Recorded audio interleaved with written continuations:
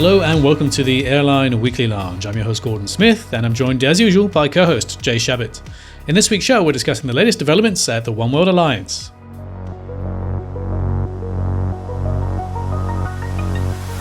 Hey Jay, how's it going? I'm good. How about you? Doing really, really well, thank you.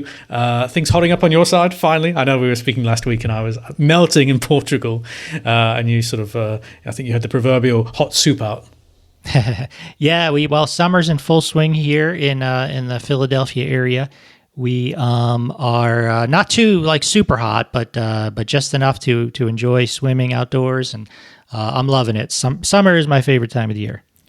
I tell you where summer is maybe a little too hot, at least in some parts of the region. It's the Middle East, and that brings us nicely to our one of our sort of fringe topics for this week. We are discussing Oman Air's entry into the One World Alliance. This is the One World Alliance's 15th member. Jay, do you know who joined as their 14th relatively recently? This is your quizzing me, huh? It's not. Is it Alaska Airlines? No, I think they were number 13. Now you're quizzing me. I only had the number 14. Number 14 was Fiji Airways. So you might remember they were a One World Connect member, which was this sort of slightly watered down hybrid model where you got some of the benefits but you didn't get it all. You weren't a full-fledged member, so they sort of upgraded to full membership status, so they were number 14, and just this week as we're recording here, Oman Air joined the club. And you might be thinking, hey, hasn't One World already got a few members in the Gulf region and the broader Middle East? The short answer is yes. There's already a Royal Jordanian Airways and, of course, Qatar Airways, based out of Amman and Doha, respectively. So one of the points that was put to Nat Piper, the CEO of the One World Alliance, in this media briefing last week or earlier this week was, aren't you sort of bordering on over-representation here? But he said, he said, it, quote, it clearly cemented One World as the alliance of choice in that region, which I think you would expect him to say. But he did reaffirm here that having three core members gives an advantage that we will promote. One place where the One World Alliance is not strong, at least in terms of where the members are based, is, how long have you got, Jay? Sub-Saharan Africa, no members there, nothing in South America, nothing in India, and nothing in mainland China. So there is the notable addition of Cathay Pacific, based out of Hong Kong. They've got obviously a very, very strong network there. And without getting political, you could argue that Hong Kong is part of China these days. But in terms of mainland China, no members there. And that puts One World at a bit of a disadvantage because you've got the rival Star Alliance that has Air China amongst its members. SkyTeam has China Eastern and Xiamen Airlines. And you think, well, you got your third member in the Middle East and you haven't got any in any of those other regions. But Nat Piper said it was a, quote, a classic question of depth versus breadth. And he said the 15 airlines already offer 95% of coverage of global demand. But there's no denying that I think, if a Chinese carrier was not necessarily just came knocking, but if they thought they could really work, I think they probably would want to develop that relationship. But he said here, quote, referring to India and mainland China, there are two white spaces that we would welcome and are interested in and are always studying the potential for further members. I would never say never in terms of not adding another, but I think our primary focus is really to deepen the commitment and the cooperation that our airlines generate with each other. That's the message I've heard loud and clear from each of my 15 airline CEO bosses.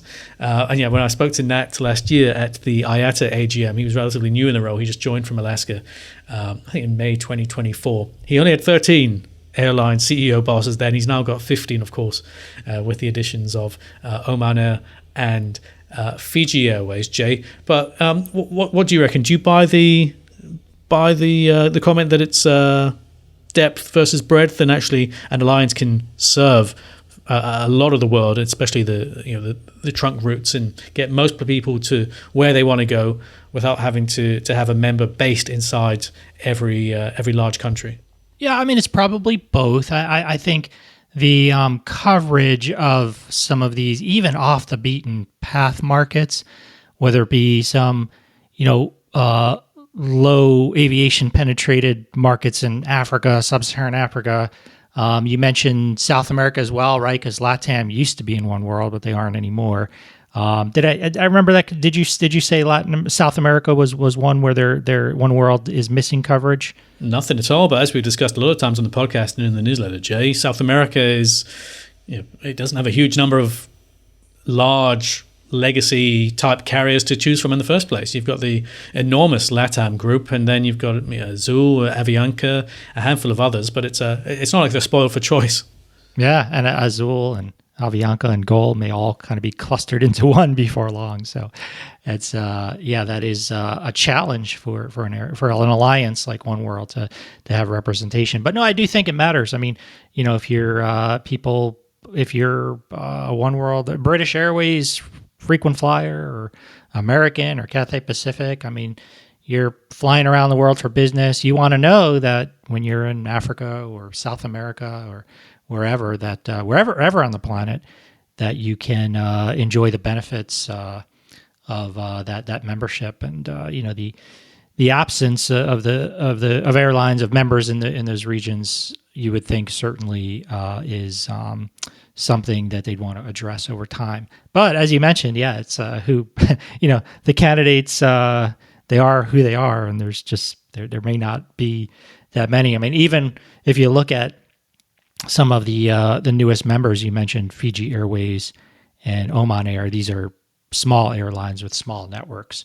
So yes, they're helpful, but not exactly doesn't dramatically change the benefits of the alliance, the nature of the alliance. But it's all I think it's all important. They would all like to have membership. And Jay, another big market that One World's lacking in is India. And you might think, hey, Indigo, they're a prime candidate.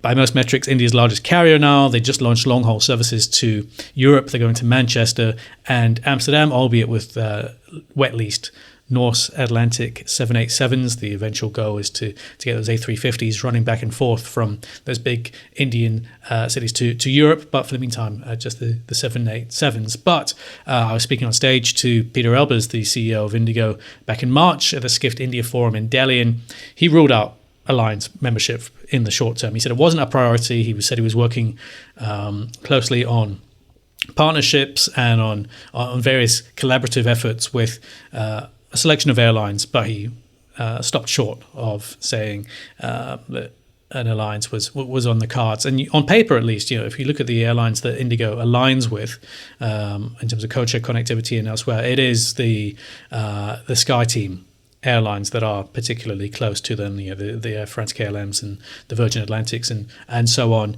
But we shall see. You might remember, anyone that's got a particularly good memory, One World previously had Kingfisher Airlines flying the flag as an India-based member, but that all ended rather messily in 2012 when that was the airline collapsed. that ordered every single airplane from the Airbus catalog. Can I go through them? The A380s, the A350s, the A340s, the A330s, the A320s, the A321s, the A319s. Wow! Did I miss any?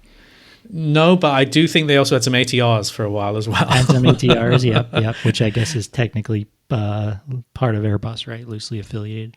So. Sure, yeah, it's it was quite something, but that's where they are, and yeah, the official line from One World is 95% coverage, and where we're strong, we're very strong. One of the areas, to their credit, that One World is strong is the United States. Obviously got the founding member in American Airlines, incredibly strong domestic network into the Americas.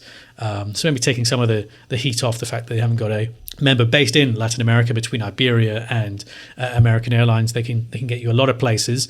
But they've also got Alaska, as we previously mentioned, and before joining One World, Nat was SVP of Fleet Finance and Alliances at Alaska, so he was actually overseeing Alaska's entry into One World in March 2021. So it's interesting how sometimes careers can go full circle. But you might be wondering, listeners far and wide, what about Hawaiian Airlines? Because, of course, Hawaiian and Alaska merged successfully late last year, 2024, but they haven't formally joined the alliance yet. So, Jay, you might be wondering, when's it going to happen?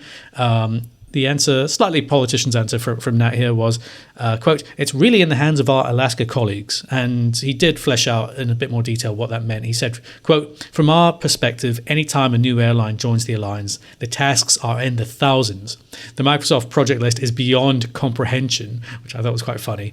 But the long and the short of it is that the two airlines, Alaska and Hawaiian, are still working to merge some of their background systems, their back office systems, the passenger service systems, which are the backbone of so much in terms of digital and customer operations. And Nat said if they were to accelerate and even bring Hawaiian in next month, for example, before Alaska and Hawaiian themselves have merged those PSSs, you'd have to do that twice. It just wouldn't make sense. It would be very, very scrappy. So they're taking a slow but steady approach, letting Hawaiian and Alaska get their houses in order before making that move. And he did hint that it would be next year, 2026, before Hawaiian joined properly. He said, quote, "I would expect that is a 2026 item." So there we go, Jay. But the 16th member, almost certainly going to be Hawaiian next year.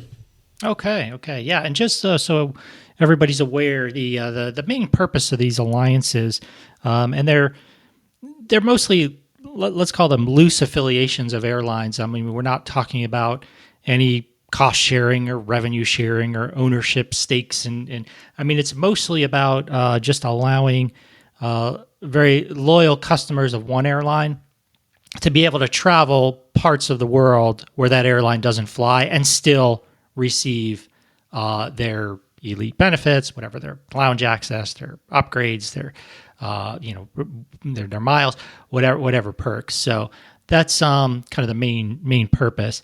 And as you kind of suggest with Alaska and Hawaiian's IT work, it's the more integrated, the more that these airlines can talk to each other from an information systems point of view, the more they can offer in terms of reciprocal loyalty benefits and whatnot. So that's been sort of the staple kind of benefits that you get from an alliance, is that you are able to offer your loyal customers more in places where you don't fly. Any big airlines that are not currently members of an alliance that might be interested? I mean, Indigo perhaps comes to mind. I guess the LATAM also, they never did join SkyTeam. Is that right? I think I might have been, when I was thinking of them earlier, I know they kind of switched their allegiance from America, or their partnership from American to Delta, but I don't believe they left One World and went into Star. I think they're now independent. Yeah, I think they're just floating around doing their own thing. They're just floating around doing their own thing, and that makes you wonder. I mean, what are the advantages and disadvantages of joining an alliance? And I guess one disadvantage is that you are somewhat limited then with how much you can cooperate with airlines outside of that alliance. So, and I guess there's the different alliances, Star, SkyTeam, One World, have different rules about that, and I guess there's some negotiations involved about what you're allowed to do if you join. And just for example, Oman Air. So now it's a member of the One World Alliance. I can't imagine that it can go out and go do some very deep marketing relationship with a Star carrier or SkyTeam carrier, that kind of thing. So I guess there are some limitations, and that would be the motivation of why you wouldn't elect to cooperate or be part of an alliance. One airline that I think about as I'm discussing these matters, JetBlue. So does JetBlue join an alliance? I can see them having that debate, because in one sense, an alliance would help their loyalty plan become more valuable, you would think. If you can use those JetBlue miles on all the different, I suppose Star Alliance would be the natural fit for them now that they're working with United. I know in the past they were talked about as perhaps potential candidates for One World because they're working with American, but you can sort of see the benefits, but at the same time, it might limit their cooperation with some other carriers that they currently cooperate with.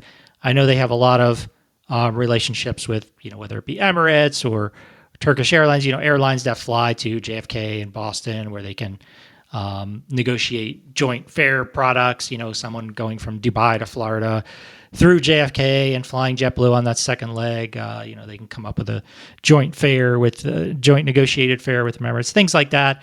So I don't know, if they would have to give some of that up if they did join, let's say, Star Alliance.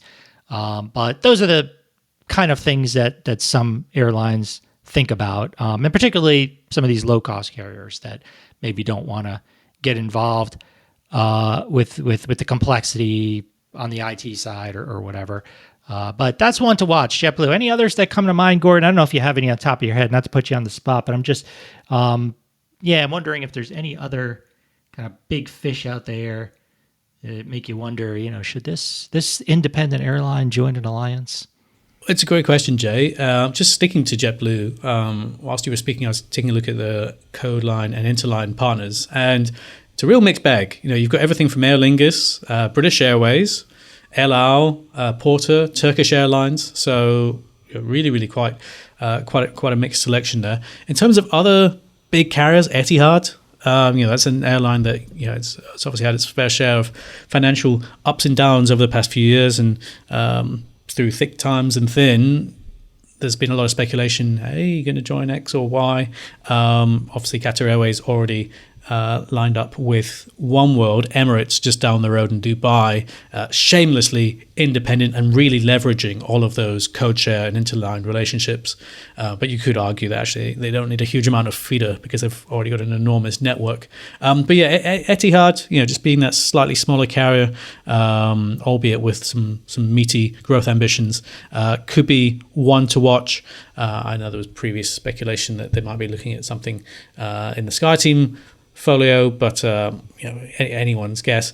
And then Chinese carriers as well, Jay, because not every single Chinese carrier is aligned to an alliance. So China Southern, for example, was one that was sort of in and out a few times over the past decade or so.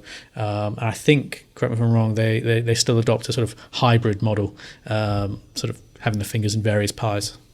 Right. That's that'll be one to watch for. I can tell you one airline that will 99.9% chance that they will not join an alliance. It's a low-cost airline over on your side of the Atlantic. Can you guess what I'm thinking of? You could say that about almost any low-cost airline, Jay, on my side of the Atlantic at least. That's fair. I can't imagine Wizz joining an alliance anytime soon, or EasyJet, maybe because they're a little bit more upmarket as much as you can get as a low-cost carrier going into the big hubs and with the slightly less mean policies depending on who you speak to. And but yes, Ryanair, they're not even in IATA, I don't think. So that's the one I was thinking of. The day that any alliance says come on in to Ryanair or vice versa, I think that's a day I will eat my Airline Weekly hat, Jay. Now let's get back on my side. I know we can play this game all day long. Which airline will or will not join which alliance? But if I may do one more, Gordon, if you'll give me the liberty, I will let you do that. But I'm just going to have a very quick break, and I'm going to let our listeners have a think about it during the break as well, Jay, because we'll be right back with that US carrier that Jay's got in mind about a possible alliance member, or probably more likely one that would absolutely never ever join an alliance. But before that, quick reminder, just before the break, to send any questions or comments that you might have for us to podcast at skift.com. That's podcast with an S. And please don't forget to follow or subscribe to the podcast wherever you're listening or watching us. We'll be right back in part 2.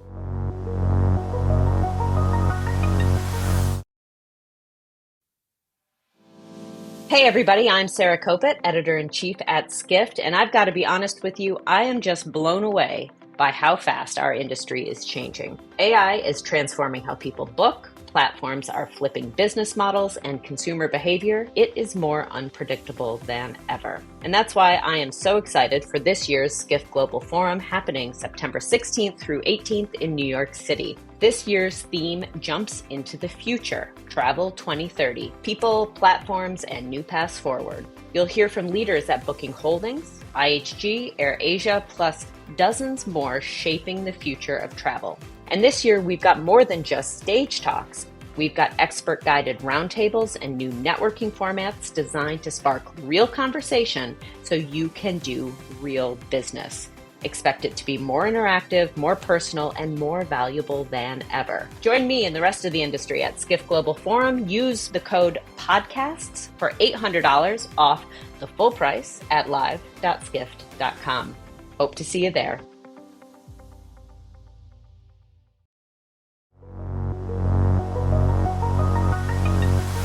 Hello and welcome back to the Airline Weekly Lounge. I'm Gordon Smith, joined as usual by co-host Jay Shabbat. And I very abruptly cut you off, Jay, just before the break there, because you were about to give us an airline, correct me if I'm wrong, that is US-based, that you think never in a million years would be seen dead in an alliance. You know, you when you said that there was an airline that doesn't even belong to IATA, you were talking about Hawaiian Air. There was an airline that was never part of IATA in the U.S. that nobody ever thought would ever join IATA. You know who I'm talking about, right? They just joined, and they, who knows, maybe will join an alliance next. Who am I talking about, Gordon? Well, I like to think of ourselves as matchmakers, Jay, because I'm not saying if it was by accident or by design, maybe it got it over the line, but at our Skift Aviation Forum in Dallas last year, we had both Bob Jordan and we had Willie Walsh in the same room, and who knows? Maybe there was some additional conversations on the sidelines. We speculate wildly, but all I'm saying is, just a short few months later, Southwest joined IATA. So yeah, I think in these days of Elliott and the various the various impressions that they are able to make upon the direction of Southwest, never say never. There's been rumors even this week, Jay, I'm not sure if you've seen those, in various bits of the wider press about Southwest potentially going across the Atlantic. I'll reserve that to our listeners to judge whether that's a wise move or even a move that's under consideration. We've got no confirmation of that formally from Southwest, but there are whispers in the usual places that that might be on the cards. But yeah, Southwest in an alliance. What say you, Jay? You know, maybe Southwest reasons that it can provide some of the services that its customers are looking for that they can't get on the the organic Southwest network. Not sure, how much mileage they would get out of that, but it may be something that they're thinking about. Yeah, I personally can't see that happening. Just, they don't even have lounges yet. I mean, never say never. Things could change there. There's no formal business class product. Yeah, it does kind of sound like that sort of stuff is coming. Like, lounge access for Southwest.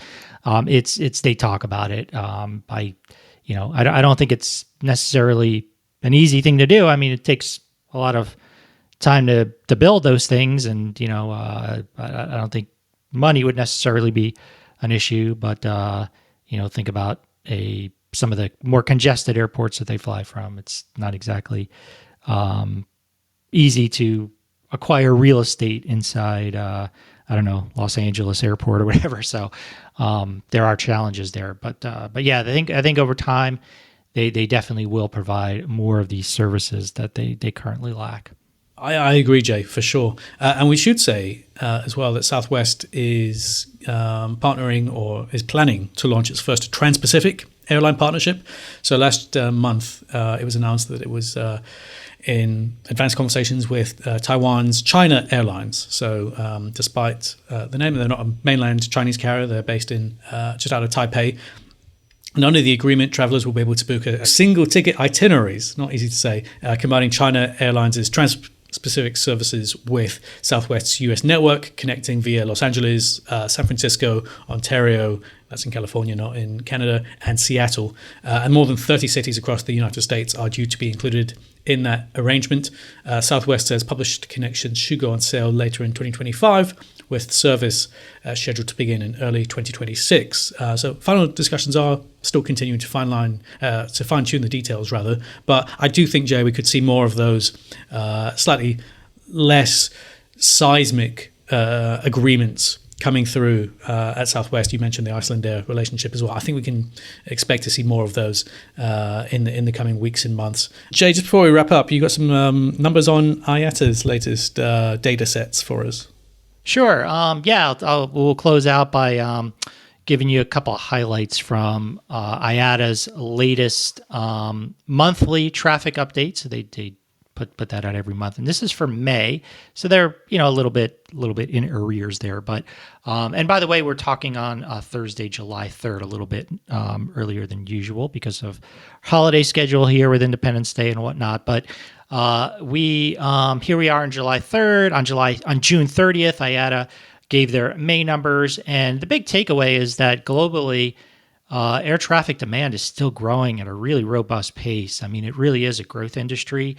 People talk about the aircraft lessors will talk about this all the time. How, if you go back decades and decades, air traffic globally has consistently grown at a greater pace than even global GDP, economic size, and that really continues today. I mean, of course, we had the big disruption with COVID, and there's every few years you have stuff like that where you have big setbacks.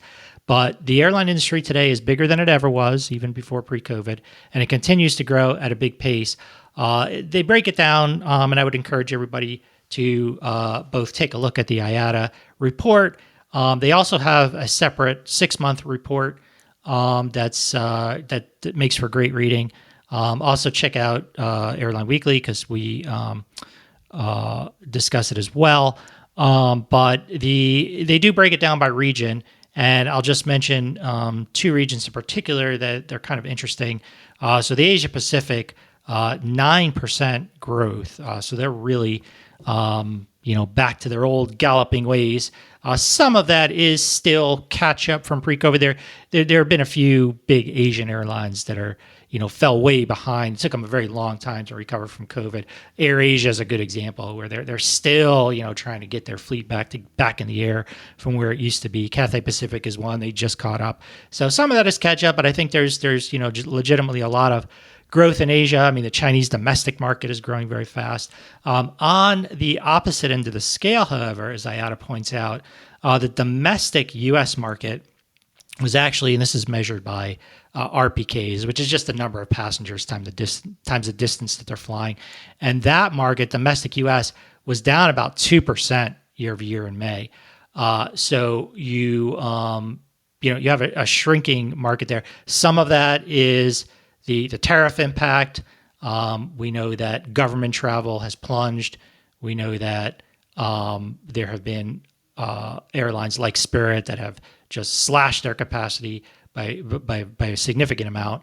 We also know that airlines, JetBlue is one example where they have a bunch of planes on the ground because of their engine issues, which is not a U.S. specific issue, of course, but that does affect the U.S. market. So there you go. Domestic U.S. market is shrinking right now at a time when globally the airline industry is expanding quite rapidly.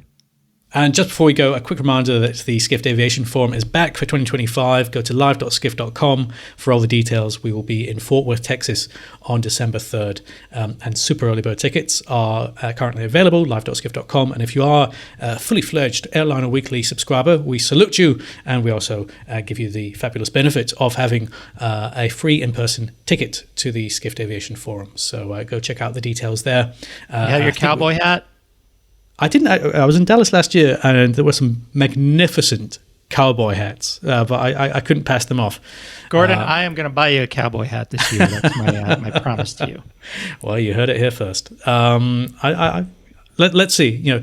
There's a famous hat maker called Philip Treacy, and he said, people often say, "Oh, I don't suit hats." He says there's a hat for everyone. So maybe I just haven't found the right cowboy hat yet. So okay, maybe we'll go on a big search. We'll do a big shopping trip if we have time, and maybe we'll throw in boots as well.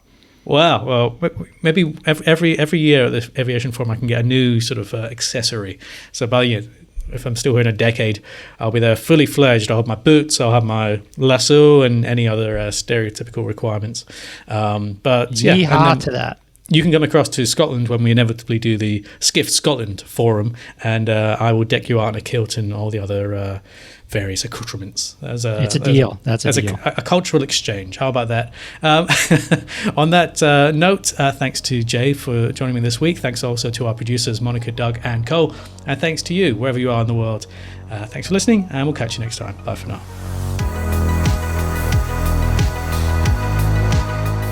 Whether you're listening to us on Spotify, Apple, or wherever you get your podcasts, please make sure to subscribe, rate us 5 stars, or leave us a positive review. This really helps us get the word out about the Airline Weekly Lounge, so we can continue to bring you this podcast every week, absolutely free of charge. And if you're watching us on YouTube, make sure to subscribe to the Skift channel and hit the notification bell to find out whenever a new video drops.